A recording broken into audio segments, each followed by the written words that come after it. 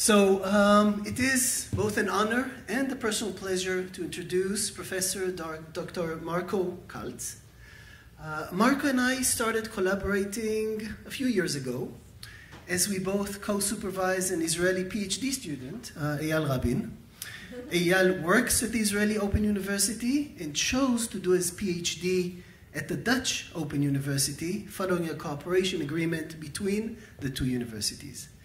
Eyal is Eyal is sitting here. He's certainly a brave student for choosing not only to work with two supervisors, but to work with two supervisors who are several thousand kilometers from each other. He's demonstrating the power of distance education in the digital age.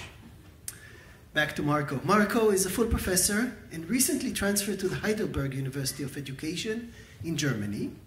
He is still affiliated with the Dutch Open University and its UNESCO Chair of Open Education. If you take a look at his homepage, you will find well over 100 academic publications in top journals and venues. Marco is the president-elect of the European Association of Technology Enhanced Learning, and he holds a host of prestigious editorial and directorship positions. Marco's work spans a wide range of topics related to technology-enhanced learning, from the micro level of the learners and the teachers to the macro level of entire institutions and nations. This is a good opportunity to shamelessly plug Eyal's talk today at 1:15 here at the Chase Auditorium, where he will present a paper titled The Cathedral and the Bazaar, between two business models for the higher education sector. And he discusses his work with Marco and me on the strategic impact of digital innovation on institutions of higher education. And in the paper, we try to refute some common misconceptions about digital innovation in the higher education sector. And these are misconceptions that can significantly hurt innovation and progress in higher education. So I hope you'll find it interesting.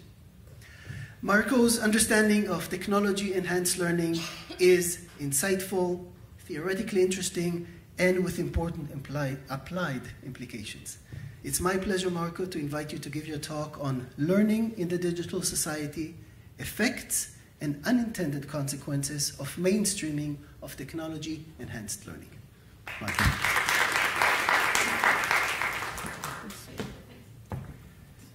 Johan, thank you very much for this very nice introduction. And I first have to say I'm very grateful and proud also to be invited to the Open University of Israel. And I'm so happy that you host me here. It was just a wonderful organization. Shir, thank you again explicitly. You organized very well my trip and everything, and all the team. It's just a so friendly atmosphere here, and I feel so welcome being here. Thank you very much. Joachim already said something about my affiliation. I want to spend a short word on my new university. As you probably know, the Open University of the Netherlands, but not the Heidelberg University of Education.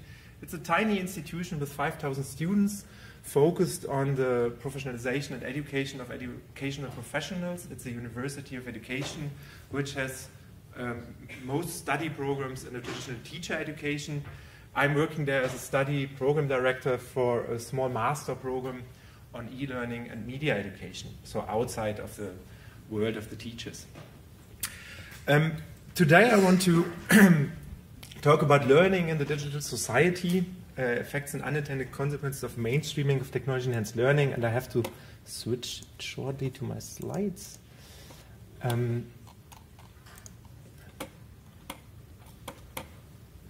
Left side, yes. Learning in the digital society, effects and unintended consequences of mainstreaming of technology-enhanced learning.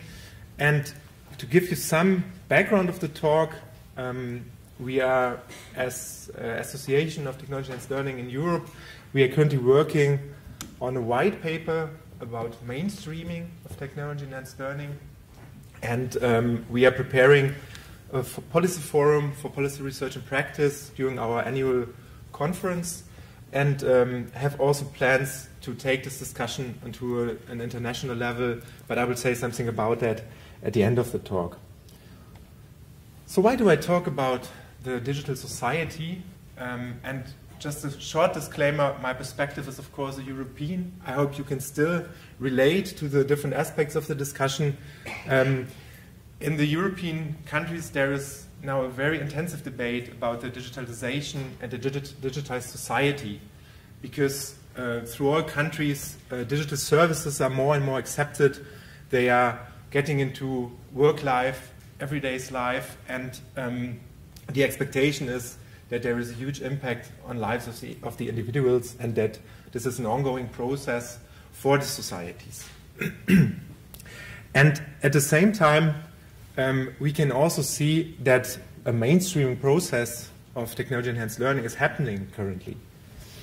And we see that by many political efforts in Europe for technology adoption in education. On the level of the European Commission, high-level policy documents in favor of adopting technology-enhanced learning, of course the funding programs you all know, but also on the level of the member states. So we see that there are currently huge investments into technology adoption in education, and of course I know Germany and the Netherlands best. In Germany there is a digital concerted action for schools in preparation, where they invest 5 billion euros in the next years to update the schools, and especially the infrastructure, but also the competences of the teachers, to get them up to date more or less with a use of digital technologies. A similar initiative is currently going on in the Netherlands. The Dutch organization for universities has prepared a program called the Digital Society, in which they also invest very much in broader the impact of the digital society, but also with respect to use of learning technologies. Another observation why we are currently in a phase of mainstreaming of technology-enhanced learning, the use of digital technology has become part of many school curricula nowadays, which is also quite new. Interestingly, here it is always a cross-curriculum topic, so it is expected that the teachers would be able to integrate digital technologies across their subjects. So it's not an explicit topic, it's more an implicit topic, which runs across the subject curriculum. And last but not least, there is also political regulation already happening in Europe about technology-enhanced learning. You might have heard that France has banned smartphones in schools, and your paper probably relates pretty much to that. And they banned, in brackets, smartphone usage in schools up to the age of 15. Above, they allows the schools to decide about smartphone usage, and it's not that bad because they excluded pedagogical usage of it. But we see also with this regulation that the topic of technology in education has reached the highest level of attention by politics, and there is investment, but there is also action taken. And the conditions are also quite good. I will go a little bit faster over that. Broadband connections are increasing quite a lot. People are getting more and more, although this is still on a lower level, experiences with online courses in the European Union. And this data is a little bit outdated, but we see also an improvement in the relation between students and number of computers for educational purposes which is available. And you could say now, for us as a research community, wow, this is a perfect situation. We should be happy about it. Finally, our research topic is taken serious and is coming into the mainstream. In my talk, I want to point to 9 aspects which should make us reflect about this mainstreaming process and potential problems that are related to our core assumptions of our domain, of our research community. And I'm starting from a perspective of Pant, who did research about technology mainstreaming in the food technology sector, in which he identified a paradox of mainstreaming. She said that the paradox of mainstreaming refers to an apparent contradiction between upscaling innovations on the one hand and the concerns for loss of core values and principles in the mainstreaming process, meaning mainstreaming has a price. And in Europe, this is a discourse currently happening between policymaking, between practitioners and between the research community. And I want to reflect in my talk on 9 perspectives of this discourse which is happening currently. And it also brings back the question, what are our core values in our domain and our core principles, and how do we enter this discourse that is happening in the society? And the first one is a rather terminological and conceptual issue.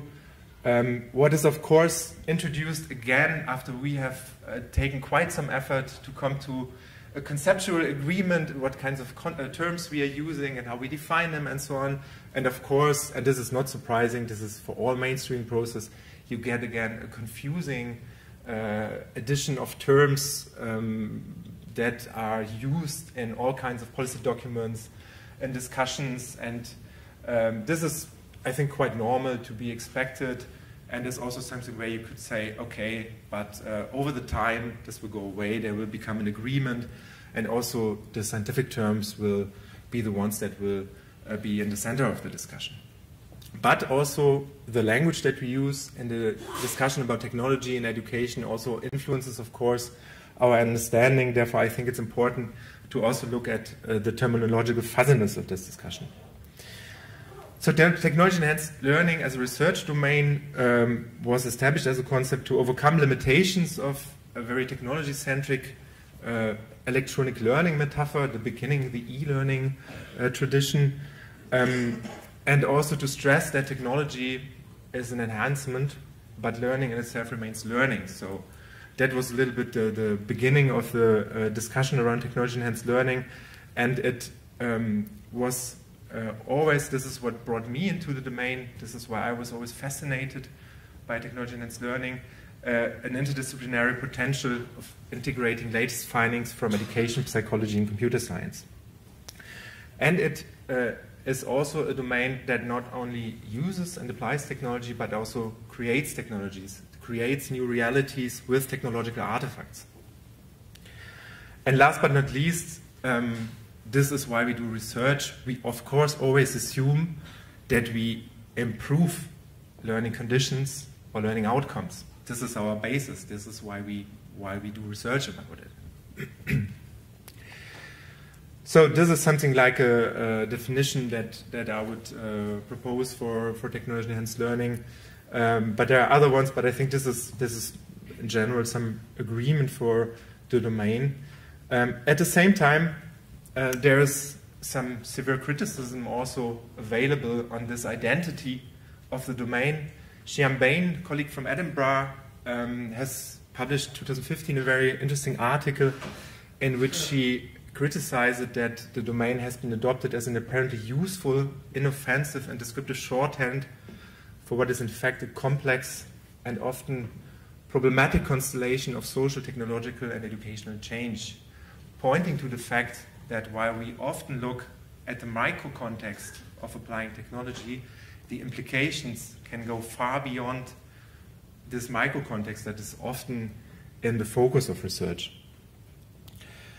She criticizes very much that technology is decoupled from the social realities which are existing. She criticizes in this article that technology is not regarded as an actor in the network. So you know the work of Bruno Latour probably, where also technology has an active role in the systematic and systemic system of using technology in education. And last but not least, she criticizes that in the domain, education is often reduced to learning. And in German you have this term of Bildung. You all know probably. Ina is saying yes. So this is always this holistic idea that in the end it's about the whole individual, and it's about Bildung. There's not a good translation for that. Rather than only looking at passages of learning, it's about a holistic picture of education. We also looked at a very interesting global writing effort on the technology-enhanced learning domain, and we identified that several aspects, critical aspects, that we apply an overly optimistic rhetoric in the technology-enhanced learning domain, and that we often override reform by reform. So we introduce technology into the system, but we don't take the time to look at long-term effects, but we rather are already starting with a new intervention before we actually have analyzed well enough what are the actual effects and also what are the long-term adoption mechanisms behind it. Last but not least, also part of this article, and you are all aware about that, there is of course also always a backup by market interest for our domain. I'm working now with a colleague on an analysis of the professionalization programs of the big computer companies. Apple, Google, and Microsoft, they all have their EdTech certification approaches, and it's very interesting if you have a look at that and in how far it contributes to a general understanding of educational technology or to a product-centric message that companies want to get along. A second aspect which comes into play, especially in the interaction with policymakers and practitioners, is an inherent determinism that we are still seeing in the discussion of technology in education. And you see deterministic standpoints everywhere in the discussions, and you all know these news. You all know these kind of news. As soon as a new technology is introduced, you will hear one day later, it will revolutionize education, of course. The blockchain is for me the latest example in which you see again the same pattern coming up. And of course, this is not a scientists who do that, and we would never say something like that, but still that influences very much the public discourse about mainstreaming of technology-enhanced learning, because it's very technology-centric. And it's very difficult to find also a middle ground here, because we are always alternating between different deterministic positions here in this discussion, and especially in a discussion with practitioners, it's very difficult to explain these two deterministic positions. What is technological determinism? You probably all know about it. There's a very good article by Chandler about it. It's the reductionism of technology, that you assume a monocausality by introducing technology into the system, that it always will have the same effects no matter in which context. That's one aspect of reductionism. Reification is another dimension of technological determinism, that you assume that a technology has homogeneous traits and that everybody will use technologies the same way. We all know with a more software-oriented innovation model that we follow nowadays that this is difficult, because we have all kinds of usages that we did not foresee of technologies which are possible. We have functionalities which are used, overused, underused. So this homogeneous trait is also a difficult assumption. Another aspect of technological determinism is technological autonomy, the assumption that the technology in itself will have an effect in the system.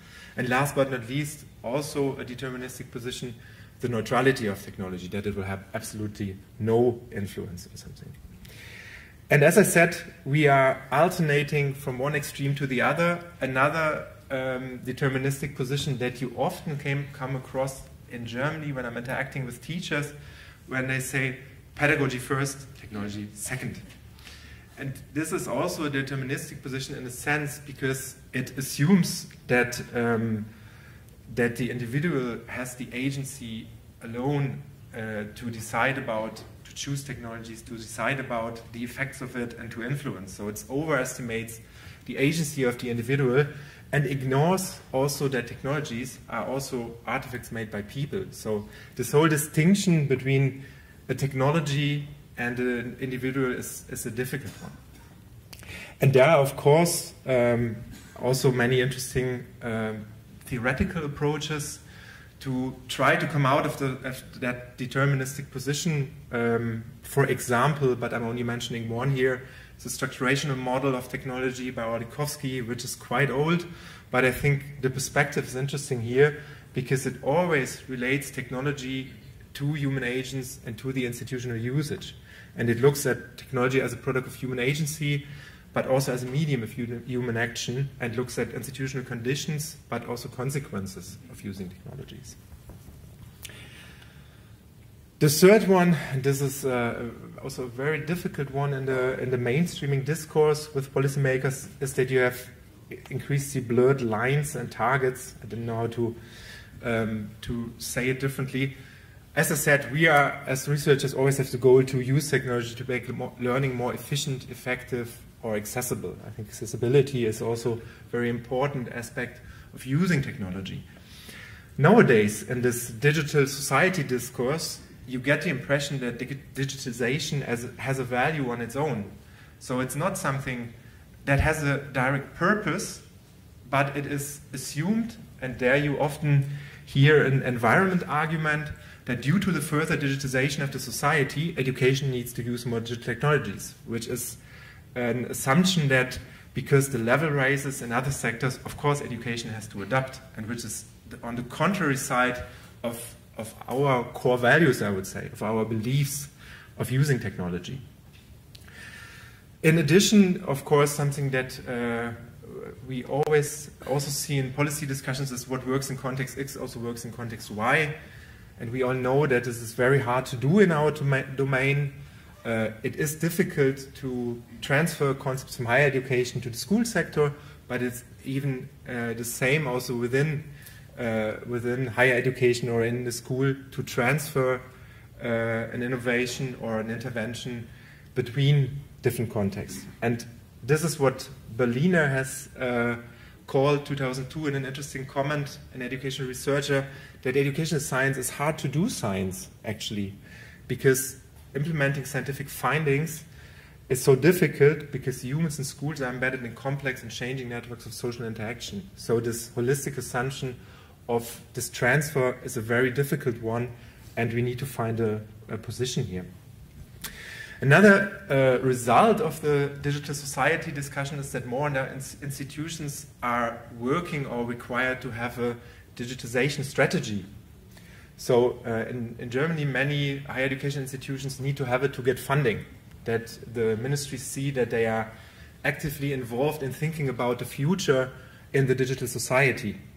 And what you see there is that it's also a very technology-centric process. It's often under the head of the CIOs, which happens there. And in the end, you come up talking about IT infrastructures, while you say, hey, okay, you can talk about IT infrastructure in the administration, but for learning and teaching, this is such a different process and such a different goal that it just doesn't make sense to subsume that into one innovation model that you want to apply.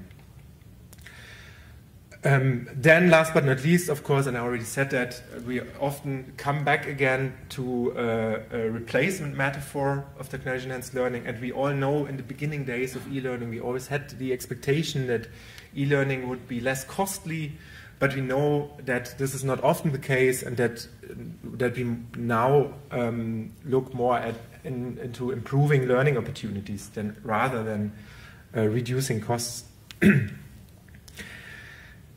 Then the whole discourse about this digitization and use of technology in education is also an interesting one in terms of who are the influencing parties.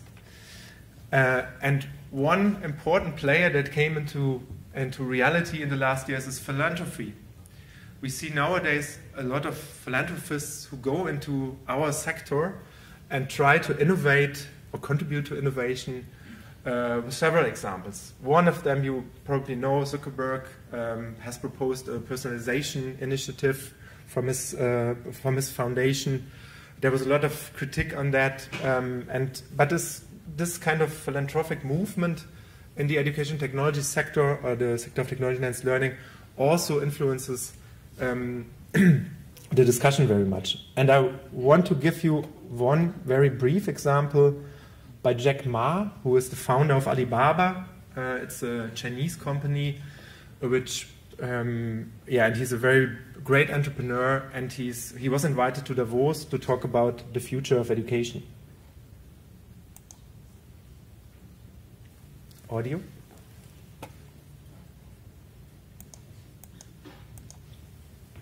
audio?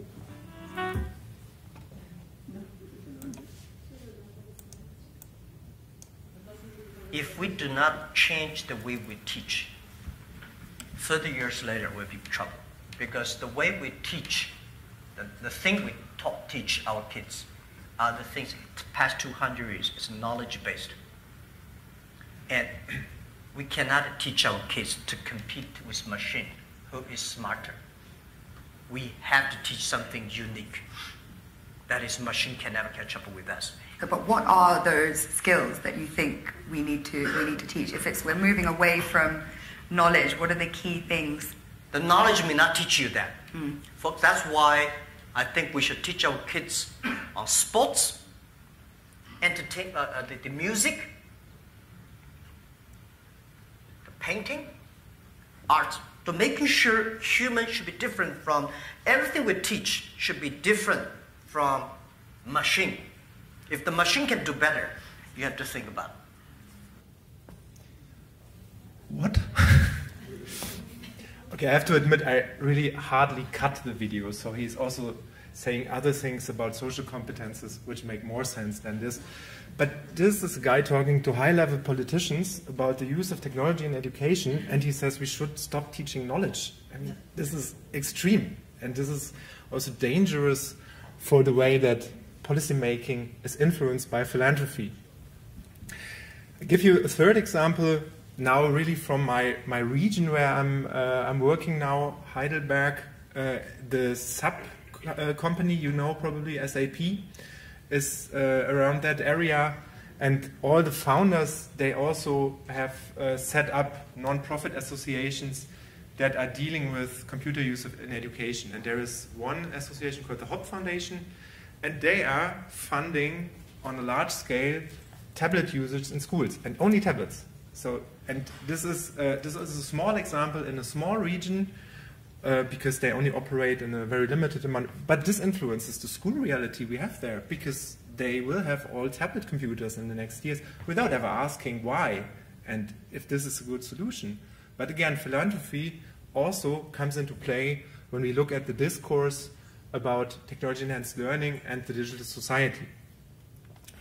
Another example, and this is very important for me since I'm also now working a lot with teachers, are the consequences on the identity of teachers of this discourse. So there is a very interesting qualitative study by Franz and al.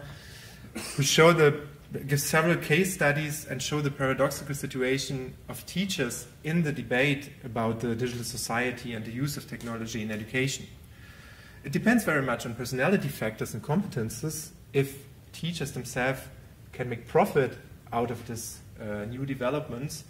But there are also examples where this leads to serious problems in their self-perception and identity. So they have doubts about that they are still able to do the job that they should do. And I think this is a very unintended consequence. We should take care that the whole discussion around technology in education does not undermine the identity of our teachers. A third aspect, now we're coming a little bit more to our discourse about the use of technology in education. This is a paper by Olaf Zawacki-Richter and Colin Latcham, who died last year. They have analyzed the larger topical areas which have been published in 3 journals: the International Review of Research in Open and Distributed Learning, Distance Education, and Computers in Education. Of course, it's a selection, it's not representative and so on. But I think it's interesting to have a look at that and what does it mean for the discourse about technology in education and the digital society.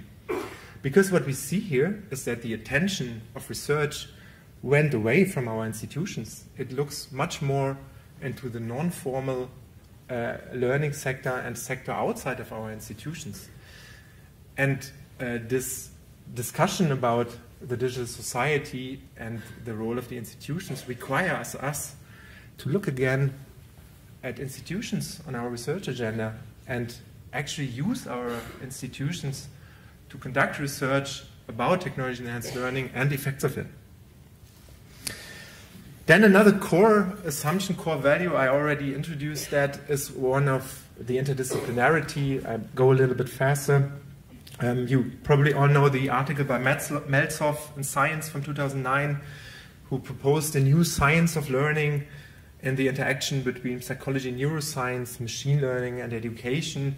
In a nutshell, the domain has always been affiliated to three core domains: educational science, psychology, and computer science, with a interesting division of different aspects. So educational sciences as the core domain, with educational theories, didactics as an anchor, and also the policy background with psychology for educational psychology, cognitive theories, social psychology, and also methodological foundation, and computer science, last but not least, in terms of artifact development, also methodological foundation, user-driven development, and standardization.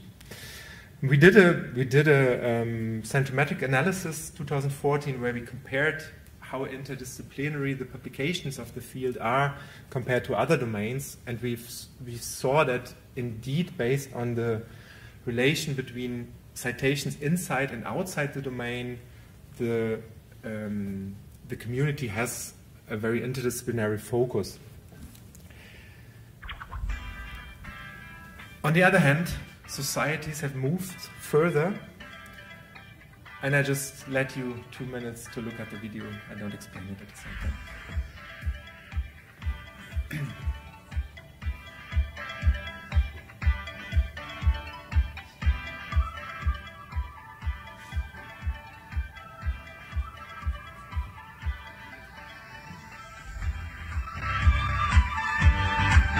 The music is not that important.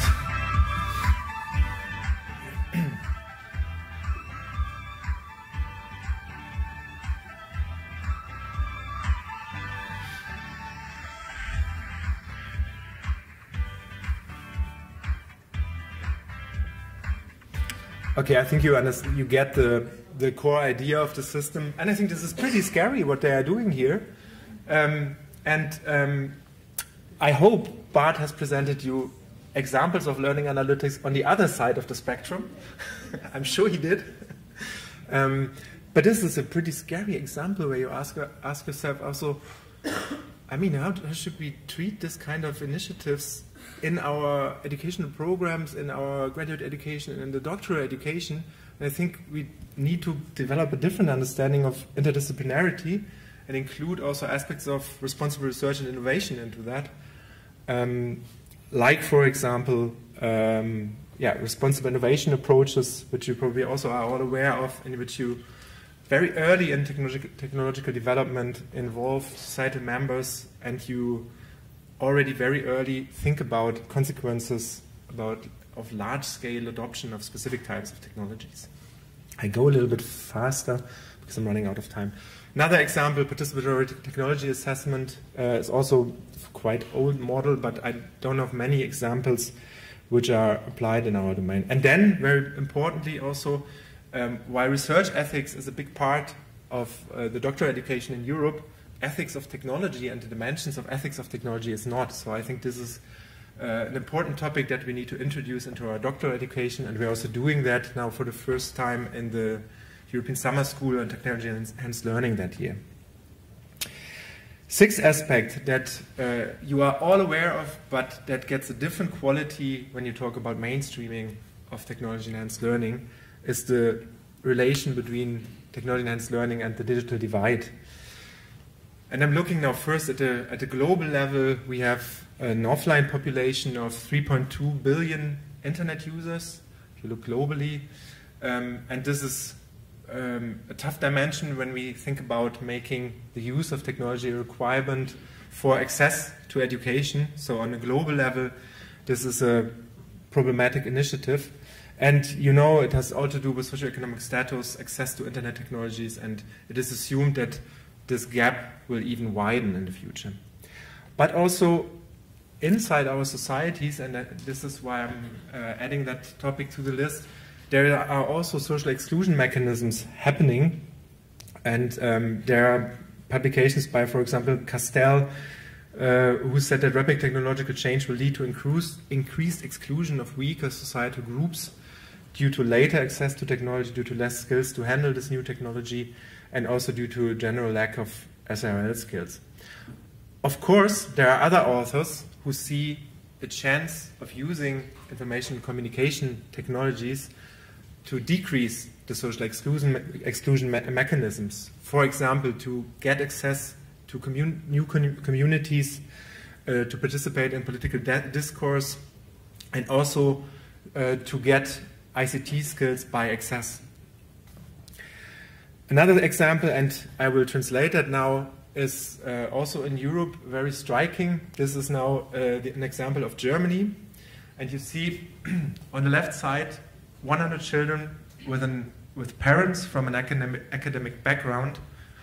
79 will have access to higher education.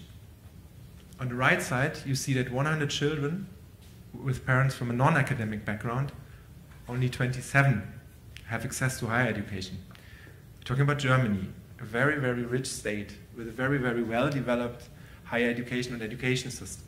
And the biggest problem with that is it hasn't changed for the last 15 years.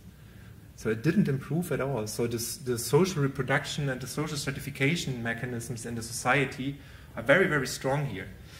And we need to ask ourselves, what does technology and the introduction of technology in education, how does it influence these mechanisms? Does it even get worse? Because we have a double effect of not only the academic background, but also the access to information, the early access to technologies. So do we even increase the social reproduction mechanisms by introducing technologies in education? And Mark Warschauer, in a very early publication, proposed that we look into a social inclusion agenda, more or less, in terms of communication technology. And this is also a direction I think we need to discuss in our domain. Then I will go faster now. Then we have, of course, and you all know that we have a huge gap between research and practice. So this is the other side of the triangle of the discourse. And you still have the situation that academics ask, why should I bother with practice problems? And the teachers in practice ask, why should I bother with science? And this is still a conflict that has also not been sufficiently addressed, because it is still the case that the research has too little impact on practice. In general, the structural division between research context and practice context is problematic. We do research in labs and not in classrooms most of the time.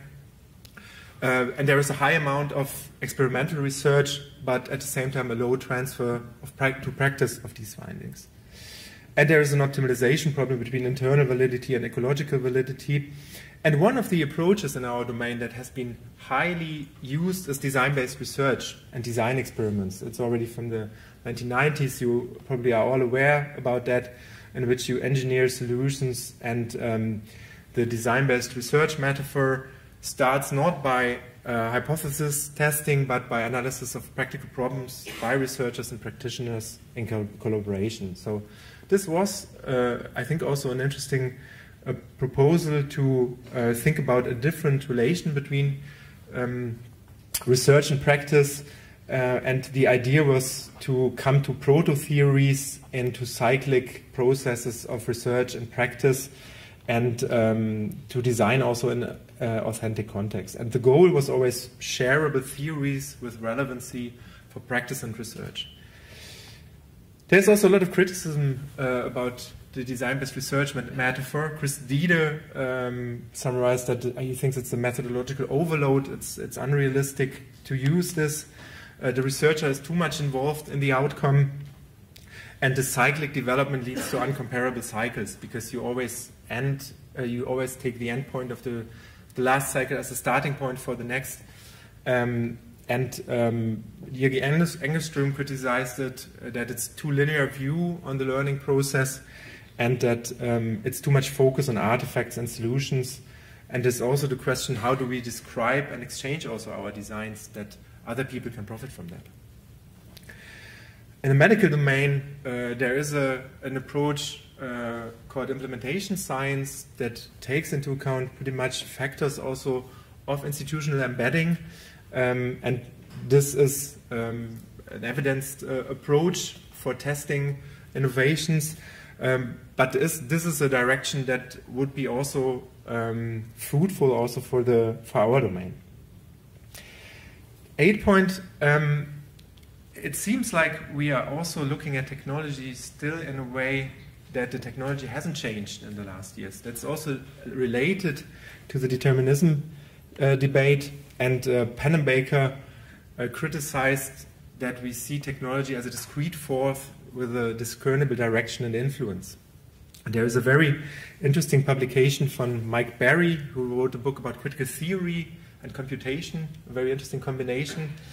And he is describing a process in which our societies are going to a softwareization process, as he calls it, in which we are surrounded by software all in our lives, and this is creating a destabilizing amount of disembedded knowledge, information, and processing capabilities. And this is something we need to handle. We are so much surrounded by technology that it's not simply an object that is introduced in our environment, but it's a complex system of technologies. Also, the personalization and adaptation options in technology have increased our complexity of using technology and also doing research about it. We talked yesterday about the bring your own device practices and the research that has also happened here. Talking to teachers, they are nearly not able to work with this approach because they have to handle 100 different interfaces, 100 different devices at the same time. So that's just a diversification of technology. That's a simple one. Another example is we did a pre-study 2015 where we wanted to see if we can use mobile notifications to foster self-regulated learning skills for students of the Open University. And we did a pre-study and we saw that our notifications are absolutely ineffective because people just had switched off their notifications. So the personalization of devices in the hands of our learners also introduces a complexity that is different from just introducing an object into their environment and assuming that it has the same effect. The third example that you also all know, if you search on Google, it will be different than my search on Google. So also personalization comes into play when we focus on digital technologies, and we see that technologies have developed into a very complex manner in which it is very difficult to assume the same starting point and end point for users.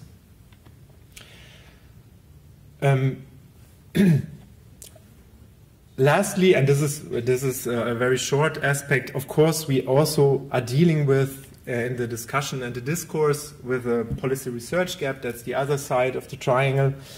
There is, of course, I don't know how the situation in Israel is, there's often a huge gap between policy decisions and evidence from research. Germany, for example, has decided some years ago to invest quite some money into the adoption of open educational resources without really a clear expectation into that investment. And there is still a fight between evidence-driven and strategy-driven steering of educational innovations from the policy side. It has also to do with the fact that our sub-communities are very much disfragmented. So we also see with the European Commission that they don't have really somebody to speak with. And several learned societies, as they call it, have taken the initiative to build a higher society, which is called the International Alliance to Advance Learning in the Digital Era. And it has members from these sub-societies because we realized actually that we are working against each other rather than with each other. And this has very practical things like we don't want to organize conferences at the same time like the others. But it has also a political dimension because the NSF, for example, was explicitly asking for a more global-oriented organization to which they could talk to. And we try to align also our strategies there in the learned societies, and I think that's a little we can do, but that's an important effort. Okay, I'm coming to conclusions. How much time left? No? Okay. I think our domain needs to function as a catalyst for new learning technologies to evaluate their impact on learning, education, but also on the society as a whole, and to understand much better the implementation context of the technologies, to assess the interaction of users, and to estimate long-term effects.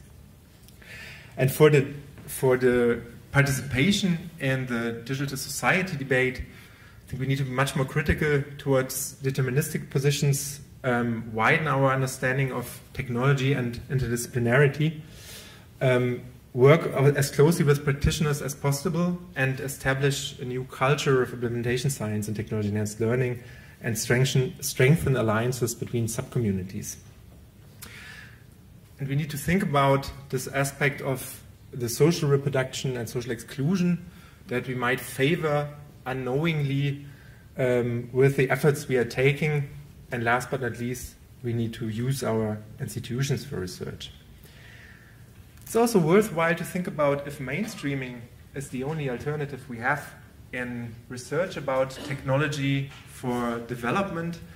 You see also that some authors are very critical towards mainstreaming, and they propose a side streaming track in which you keep decentralized expertise development, chancel for local development, technological diversity, like we had in our domain for many years, which we were also partly going crazy with, having 100 learning platforms in an institution. On the other hand, maybe we see a different value of it right now. And I want to close with two quotes. The first one of Franzen, who says the enactment of digital technologies in education has ontological and epistemological implications for the educational system that schools, teachers, and pupils need to relate to. And the last one is, we need to ask not only what technologies can do, but where they fail in relation to our expectations of education. Last but not least, I would like to invite you to the European Conference of Technology-Enhanced Learning, which happens in September in Delft in the Netherlands. And I thank you very much for your attention, and I'm happy to receive your questions. A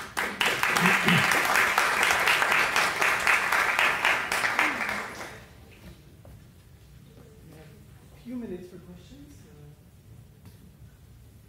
Who will dare start? Do you want the microphone? Thank you very much for the talk, inspiring talk. You spoke about the gap between the research community and the educational practitioners. I would like to ask you what we can do as educational researchers to close this gap. I mean, sometimes we do research which cannot be potentially applied to practice.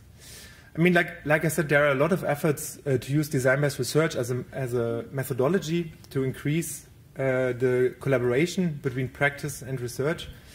I think we are in a tension there because we have, on the one hand, we need to be the front runners in research. So we need to come up with new ideas, with new technologies. So we have a pressure of getting published. At the same time, if this transfer doesn't work, something is going wrong in the value system, I would say. The difficult thing will be to get these two perspectives together. One way out of that is not only to look at the learning effects, but also to look at the implementation process itself. So I think it has also to do with the idea of establishing this implementation science idea, to valuing that as also a high-level research, because this is the complexity of the process. We also try that very often to use teachers and the problems of teachers as a starting point, but it's a very hard work, I know that, and it's also very challenging because of very different expectations that both sides have. And it's also very difficult because the gap is so big, because the teachers want to have practical solutions while the researchers want to prove their theories. So it's very difficult. I think long-term collaboration is the only thing that helps to get some mutual trust with each other.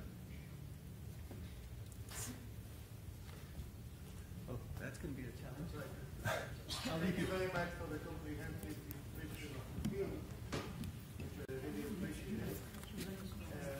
I think that one notion is missing from your description, and maybe it's the cause of the gap and the need to change the discourse we're using, and that is partnership. While we're using practitioner, it means we detach ourselves from that. But if we think about them as partners from which we can learn as much as teach, then perhaps that's one of the key ways to close the gap that you were being described. I will repeat the comment for the video because we didn't get the microphone up there. The question was about partnerships and partnering between practitioners and researchers. Thank you very much for this very good comment. I fully agree with you. And again, we see that wording creates reality here. Huh? So is it practitioners or are there partners? And it's also some kind of respect to their practical knowledge they have for their implementation context. I fully agree with you. I think we will stop here. I will soon, in Hebrew, explain how you can continue your conversation with Marco. I do want to thank you again, Marco, for an excellent talk.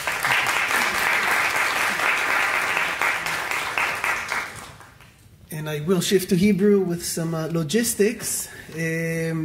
אז קודם כל, כמו שהזכרתי, יש עכשיו פגישה אישית עם מרקו, למי שמעוניין, תסביר באיזה עולם זה. זה מוגדר כמפגש סטודנטים, כי אנחנו נותנים שם עדיפות לסטודנטים, זאת אומרת, אם יצביע חבר סגל ויצביע סטודנט, והם שניהם ירצו לשאול שאלה, הסטודנט או הסטודנטית יקבלו את העדיפות, אבל כמובן שזה פתוח לכולם. וכבר אני אסביר איפה הדברים. ואם אני אשכח דברים, אני מקווה ששיר מקשיבה היטב, והיא תתקן אותי אם אני שוכח. אז קודם כל קצת התמצאות לאלו שזה היום הראשון שלהם איתנו. אנחנו כרגע נמצאים באולם צ'ייס. רוב הפעילות קורית בקומה הזאת של אולם צ'ייס. יש יציאה אחת שם, יש יציאה אחת שם. מי שיוצא משם עובר את חדר האוכל, אגב גם את השירותים מצד שמאל. למי שזה חשוב, אז יש את שולחנות האוכל. אחר כך מגיעים לאולם נוידרפר, שהרבה מהאירועים שלנו מתקיימים שם. סליחה, דילגתי כאן על חנות הספרים, חנות ספרים למדה. אולם נוידרפר, אזור הפוסטרים, וזה נכנס שוב מהצד השני של אותו אולם. אז אולם צ'ייס, הרבה מההרצאות, אולם נוידרפר, הרבה מההרצאות. לגבי חנות הספרים למדה, משם יוצא הסיור לסיור האולפנים ביחידת שוהם, יחידת טכנולוגיות הלמידה שלנו, סיור מומלץ. רבים מכם נרשמו, הרבה פעמים אנשים שוכחים שהם כבר נרשמו ולא מגיעים. המפגש מתקיים, המפגש של הסיור מתחיל באולם הספרים למדה. אולם קנבר, שבו לדוגמה תהיה הפגישה עכשיו עם מרקו ומפגשים אחרים, הוא בדיוק מעל חנות הספרים, צריך לעלות 2 קומות. יש שילוט, לא מסובך להגיע, אולם קנבר. הזכרנו לדעתי את הסיור, הזכרנו את מפגש הסטודנטים. קצת לוגיסטיקה, שוב למי שביום הראשון, תגית האוכל שלכם, תו האוכל נמצא בתוך התגית שקיבלתם. ויש 2 אזורי אוכל, יש את חדר האוכל הבשרי שנמצא באזור הזה, ויש את הקפיטריה החלבית באזור ההוא. התווים מאפשרים לכם לאכול באחד משניהם. נכון שמראש נרשמתם לאחד, זה בסדר אם קצת עוברים, זה רק אפשר לתכנן את כמות המזון בשני המקומות. אז שוב תודה רבה, יש לנו עכשיו הפסקה עד שעה 11, ב-11 פונקט, כמו שאומרים, אנחנו נחזור להרצאות. תודה רבה.